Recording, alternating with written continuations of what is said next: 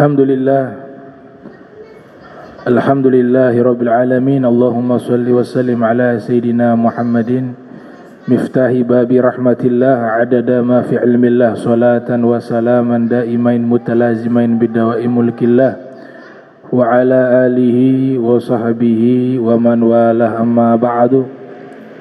Subhanaka la ilma lana illa ma 'allamtana innaka antal alimul hakim. Rabbi israh li sadri wa yassir li amrin wahlul 'uqdatan min lisani yafqahu qawli wasadid lisani wahdi qalbi bihaqqi sayyidina Muhammadin sallallahu alaihi wasallam. Ya man huwa fi 'uluwihi kain, ya man huwa fi fili hamid, ya man huwa fi majrihi matin. Allahumma akrimna bi nuril fahmi wa akhrijna min zulumatil wahmi warzuqna fahman nabiyyin wa hifdzal mursalin wa ilhama malaikatil mukarrabin. Rabbana zidna ilman wa fahama wa akla ya akramal akramin bihaqqi sayyidina Muhammadin khatamil anbiya'i wal mursalin. Ya Rahman ya Rahim wa sallallahu ala sayyidina Muhammadin wa ala alihi wa sahbihi wa barak wa sallam walhamdulillahi rabbil alamin. Alhamdulillah, puji syukur kehadirat Allah, salawat dan salam senantiasa kita curahkan kepada junjungan mulia Nabi kita tercinta Sayyiduna wa Maulana Muhammad sallallahu alaihi wasallam beserta segenap keluarga beliau, sahabatnya dan umatnya. Bab hal tunbashu kubur musyrikil jahiliyati wa yuttakhadhu makanuha masajida. Al-Imam Al-Bukhari rahimahumullah, beliau membuat satu tema di dalam kitab Sahihul Bukhari,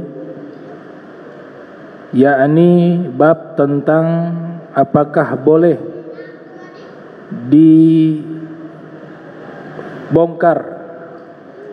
atau digali kuburan-kuburan kaum musyrikin jahiliyah untuk dijadikan masjid.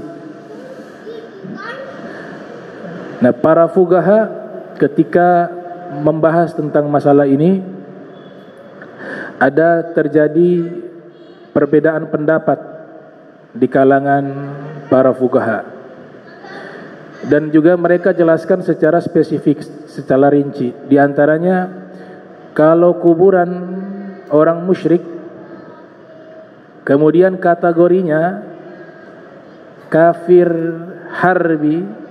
Kafir harbi ini artinya orang-orang kafir yang non muslim yang memerangi umat Islam, itu disebut kafir harbi. Maka kuburannya itu bisa untuk dibongkar, dipindahkan, bukan dibuang tapi dipindahkan ke satu tempat. Kemudian kalau tempat tersebut ingin kita bangun masjid, maka diperbolehkan. Itu menurut jumhur ulama. Jumhur ulama berfatwa demikian. Namun apabila kafir zimmi, orang-orang non muslim yang tidak memerangi umat Islam, kemudian mereka hidup di bawah jaminan keamanan dari satu negara atau dari wilayah kekuasaan umat Islam, walaupun mereka non-muslim, maka hukumnya sama seperti kaum muslimin. Kuburannya itu tidak boleh dibongkar. Beda dengan kafir harbi. Ini juga pernyataan dari jumhur ulama. Nah, sekarang kuburan kaum muslimin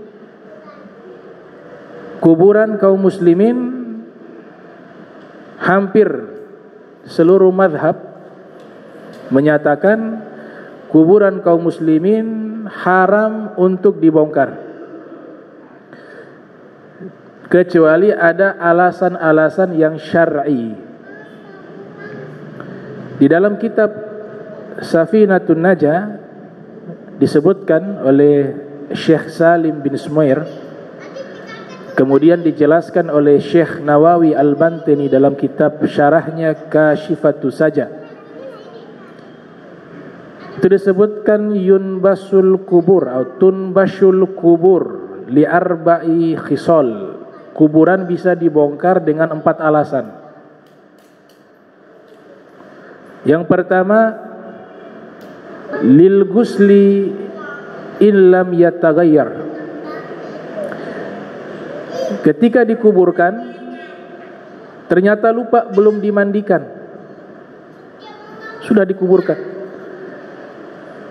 namun kita lupa memandikan jenazah tersebut, maka hukumnya wajib dibongkar kuburan tersebut untuk dimandikan kembali, baru dikuburkan lagi. Dengan syarat waktu penguburan itu dengan pembongkaran kuburan itu waktu yang tidak terlalu lama. Tapi kalau sudah 3 hari baru ingat, maka itu tidak boleh lagi dibongkar. Kenapa? Ilatnya adalah memunculkan aroma busuk.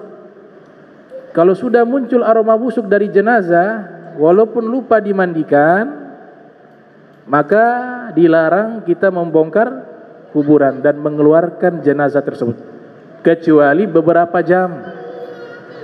Sudah dikuburkan, ya taruhlah 1 hari itu, kurang dari 24 jam, baru teringat tadi belum dimandikan jenazah tersebut, maka wajib untuk dibongkar kuburan tersebut, dikeluarkan jenazahnya, kemudian dimandikan kembali, baru dikuburkan. Tapi kalau sudah mengeluarkan bau busuk, dengan hasil riset dan penelitian kira-kira 2 hari 3 hari sudah memunculkan aroma bau busuk, maka tidak perlu lagi dibongkar. Itu penjelasan Syekh Nawawi Al-Bantini dalam kitab Kashifatus Syaja. Kemudian yang kedua, litaujihihi ilal kiblat.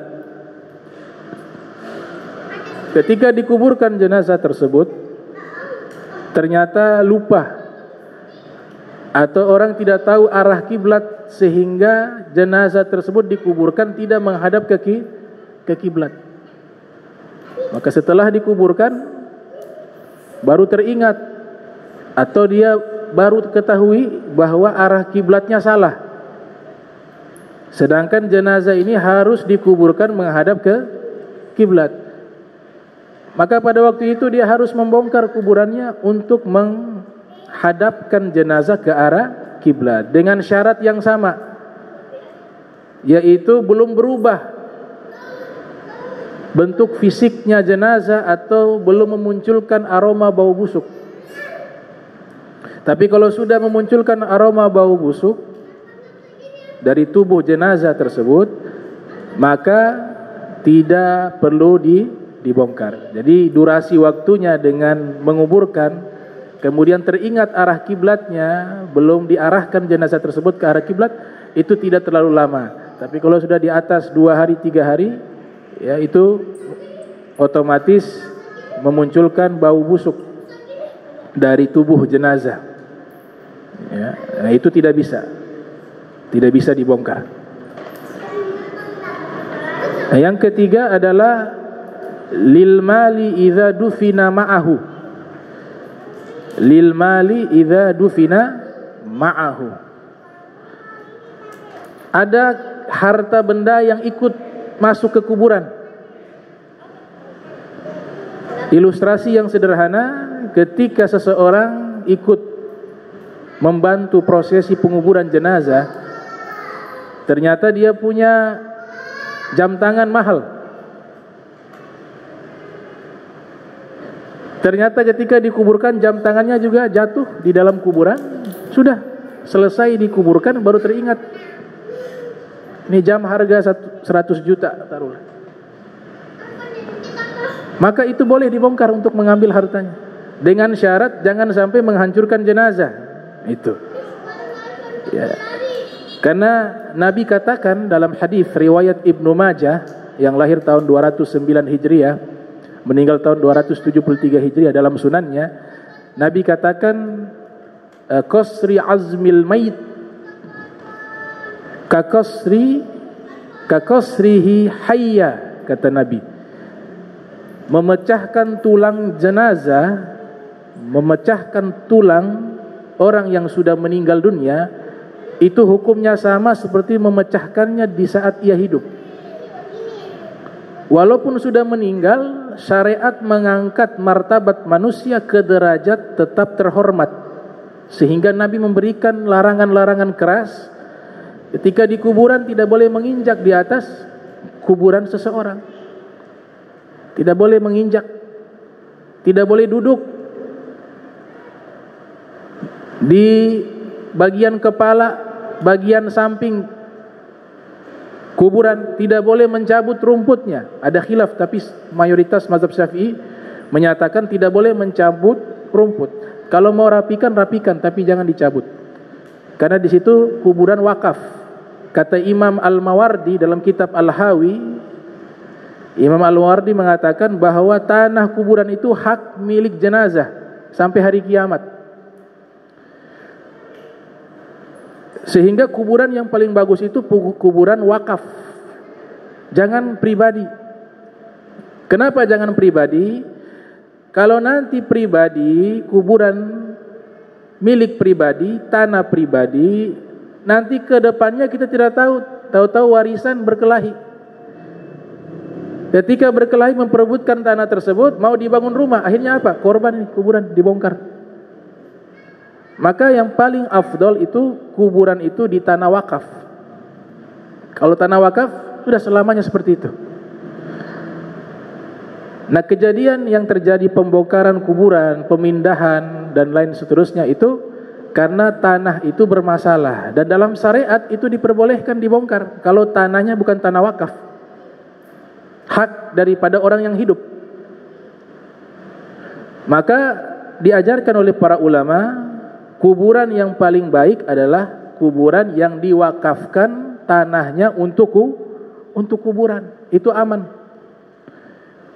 Tapi kalau tanah pribadi, nanti ke depannya terjadi masalah warisan, ada yang ingin membangun rumah misalnya, Imam Syafi'i mengatakan membangun rumah hukumnya makruh di kuburan, di atas kuburan. Sebagian mengatakan haram. Akhirnya apa yang terjadi? Dibongkar.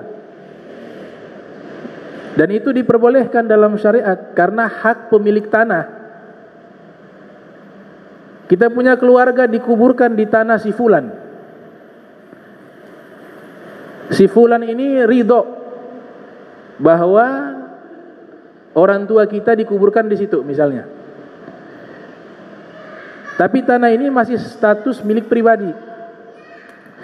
Nanti satu saat yang punya tanah meninggal dunia, otomatis punya anak, dia punya anak, maka jatuh waris. Maka sang anak ingin membangun rumah. Ternyata di tanah tersebut kuburan orang tua kita. Dan pemilik waris berhak untuk membongkar kuburan ayah kita. Kenapa? Karena tanah milik dia. Maka ulama mengatakan kalau wakaf aman. Kalau wakaf aman. Nah, itu pernyataan para ulama tentang masalah tersebut. Jadi kuburan kaum muslimin boleh kita membongkar. Yang pertama tadi saya sudah jelaskan, yaitu lupa dimandikan. Yang kedua adalah arah kiblat. Ya, jenazahnya salah dalam arah kiblat. Yang ketiga adalah harta yang ikut masuk ke dalamnya. Tidak harus harta yang banyak. Kathiran wa qalila. Masuk yang berapapun harta yang kita anggap berharga masuk ke dalam kuburan, boleh kita bongkar untuk mengambilnya. Namun ada baiknya jangan dibongkar. Ada solusi bagaimana? Sudah yang ahli waris kalau punya uang lebih sudah ganti biar gak perlu dibongkar. Kasihan ini si mayit. Sama seperti gigi mas. Gigi mas dikuburkan dengan gigi mas tidak apa-apa. Ternyata ada ahli waris minta itu karena susah. Dia minta itu warisan, itu jatuh waris. Gigi masnya orang yang meninggal itu dia kena warisan. Orang yang hidup punya hak. Tapi di sini berbicara hati nurani, masa sampai setega itu orang sudah meninggal masih dicongkel juga gigi masnya. Tapi secara hukum syar'i berhak ahli waris memiliki itu. Nah, sehingga pada waktu itu yang berbicara adalah hati nurani, akhlak. Sudah tidak berbicara ahkam, akhlak. Sudah dibiarkan. Nanti Allah ganti yang lebih baik. Itu. Nah, kemudian yang keempat, lil mar'ati idza dufina janinuha ma'aha wa amkanat hayatuhu. Kuburan bisa dibongkar jika kita menguburkan seorang wanita yang hamil tua. Ternyata waktu dikuburkan terdengar suara anak bayi di dalam, melahirkan dalam kuburan. Itu pernah terjadi. Ada seorang ulama namanya Ibnu Mayyit, anak mayat. Seorang ulama. Kalau kita baca kitab-kitab yang besar, sering disebutkan qala Ibnul Mayyit, berkata anak mayat. Padahal itu julukan kepada seorang ulama. Kenapa diberikan julukan Ibnul Mayyit? Karena beliau ini lahir dalam kuburan. Ibunya meninggal dunia dalam keadaan hamil tua. Ketika mereka kuburkan, ternyata lahir di dalam. Dibongkar itu kuburan, dapat anak bayi masih hidup. Akhirnya mereka memberikan julukan Ibnul Mayyit, anak mayat, karena lahir dari seorang wanita yang sudah meninggal dunia. Maka itu bisa dibongkar kuburan tersebut dengan syarat-syarat jangan sampai menghancurkan atau merusak tubuh dari jenazah. Al-Imam An-Nawawi yang lahir 631 Hijriah, meninggal 676 Hijriah, dalam kitabnya Al-Majmu' ala Syarhi Muhazzab, beliau menyatakan dengan tegas hukum dasar daripada kuburan kaum muslimin itu haram untuk dibongkar. Itu pernyataan Imam Nawawi. Pernyataan yang sama dikuatkan oleh Al-Imam Al-Mawardi. Namun beberapa ulama lainnya mengatakan boleh dibongkar selain 4 hal tersebut. Seperti ulama kontemporer Syekh Yusuf Qaradawi mengatakan di dalam proses otopsi itu kan maslahat untuk mencari tahu siapa pelakunya, misalnya berkaitan tentang masalah pembunuhan dan lain sebagainya. Maka ini juga namanya maslahat, itu boleh dibongkar. Atau pembangunan masjid, hal-hal yang bersifat maslahat, itu kuburan kaum muslimin bisa dibongkar dan dipindahkan ke tempat yang lebih layak, dengan syarat kalau sudah 20 tahun. Kalau kurang dari 20 tahun menurut Syekh Yusuf Qaradawi, maka tidak boleh dibongkar kuburan kaum muslimin. Kenapa ditunggu 20 tahun? Dengan berstatement bahwa ketika sudah masuk 20 tahun maka jenazah ini sudah hancur, sehingga bisa untuk dipindahkan jika benar-benar darurat karena kemaslahatan. Dan ini terjadi. Al-Imam Ibnu Qutaibah, seorang ulama hadis, dalam kitab Al-Ma'arif menyebutkan ada seorang sahabat bernama Talha ibn Ubaidillah. Talha ibn Ubaidillah. Talha ini adalah salah satu sahabat yang Nabi pernah memberikan kabar gembira berada dalam surga. 10 orang yang Nabi kabarkan, orang-orang terdekat Nabi, yang Nabi berikan kabar gembira mereka berada di dalam surga. Di antara 10 orang itu adalah Khulafaur Rasyidin, Sayyidina Abu Bakar, Sayyidina Umar, Sayyidina Utsman, Sayyidina Ali, Sa'ad bin Abi Waqqas, Zubair bin Awam, dan salah satunya adalah Talha bin Ubaidillah. Nah, Talha bin Ubaidillah ketika sudah dikuburkan, perjalanan waktu sampai 30 tahun, anaknya bernama Aisyah mimpi. Putrinya bernama Aisyah bermimpi bahwa Talha di dalam mimpinya itu mengeluh kepada putrinya bahwa kuburannya itu sering kemasukan air kotor, merembes masuk. Dalam mimpinya ia minta tolong kepada putrinya agar dipindahkan kuburannya. Padahal sudah 30 tahun. Maka sang putri ini melaporkan kejadian ini kepada pihak berwajib di zaman tersebut, dan mereka bersepakat untuk memindahkan jenazah daripada Thalha bin Ubaidillah. Maka digali itu kuburan. Subhanallah, ketika digali kuburan, ditemukan jenazah beliau masih utuh. Masih utuh. Tidak mengeluarkan aroma bau busuk. Padahal sudah 30 tahun. Maka jenazah ini dipindahkan ke Basrah, ke Irak, dan dikuburkan di sana. Kisah ini diambil sebagai referensi dalil oleh Syekh Yusuf Qaradawi jika ada maslahat atau hal-hal yang justru memudaratkan jenazah, maka bisa dipindahkan dengan catatan 20 tahun. Sudah kuburan tersebut sudah 20 tahun. Itu menurut Syekh Yusuf Qaradawi. Adapun yang berkaitan tentang maslahat, di zaman Muawiyah itu terjadi masa paceklik kekeringan, sehingga mereka ingin membuat irigasi air untuk sampai ke kota. Apakah ini di Damaskus atau di Madinah? Ternyata aliran irigasi itu harus melewati kuburan para syuhada. Maka mereka pada waktu itu masih banyak kalangan para sahabat Nabi. Terjadi musyawarah di kalangan mereka. Maka kesimpulannya mereka sepakati kuburan para syuhada dipindahkan untuk kemaslahatan orang hidup. Nah, ini yang diambil sebagai referensi hukum dari Syekh Yusuf Qaradawi, bahwa untuk maslahat kalau kuburan tersebut sudah 20 tahun boleh dipindahkan untuk kemaslahatan umat manusia. Tapi ada juga ulama yang menentang, tadi seperti Al-Mawardi menyatakan sampai hari kiamat gak boleh ganggu, itu haknya mereka. Ya, namun tadi dengan catatan kalau tanah wakaf, Imam Al-Mawardi tegas mengatakan tidak boleh sama sekali, walaupun maslahat.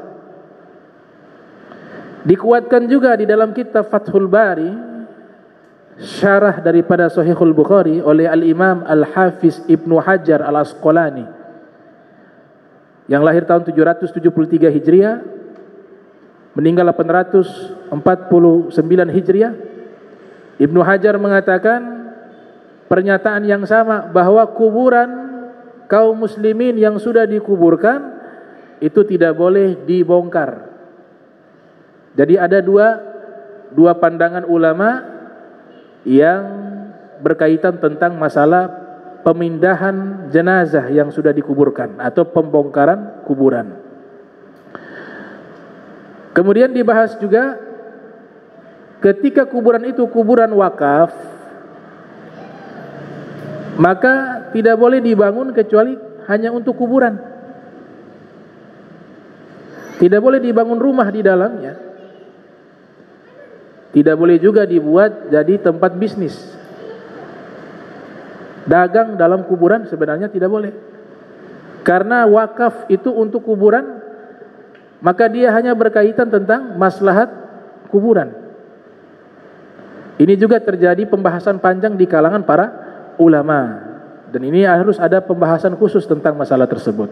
Nah, ini secara global tentang masalah pembongkaran kuburan.